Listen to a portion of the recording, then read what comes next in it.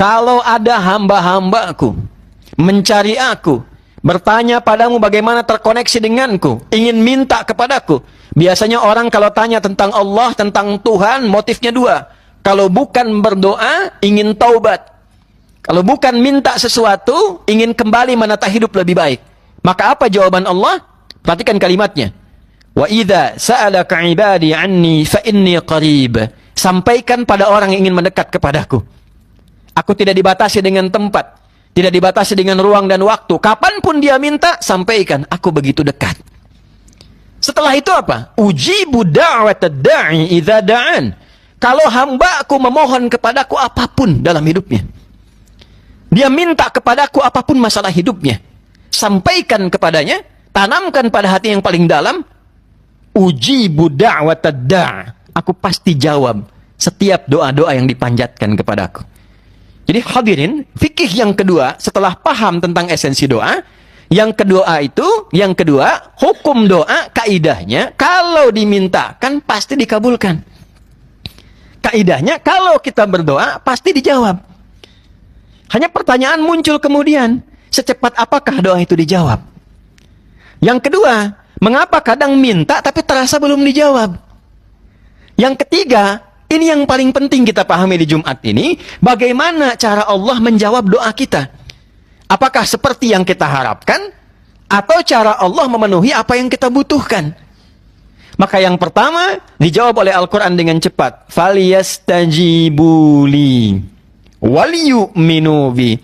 Jika doamu ingin cepat dijawab, doa itu kan permohonan kita, panggilan kita kepada Allah untuk mengabulkan, menyelesaikan apa yang kita minta. Kita memanggil.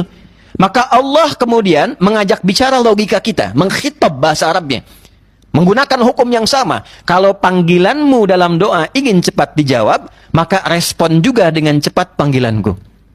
Faliyastajibuli. Kalau aku panggil, kamu datang.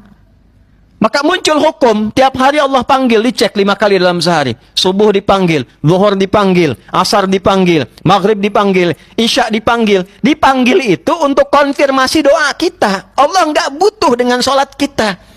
Semuka langit dan bumi, ini sekarang hambanya nggak sujud, tidak akan menurunkan status Allah sebagai Tuhan. Justru dipanggil sholat itu mengkonfirmasi keinginan kita. Karena itu, hayya 'alas shalah, ayo sholat, hayya 'alal falah. Ayo bahagia, sukses. Apa di antara tanda kebahagiaan itu?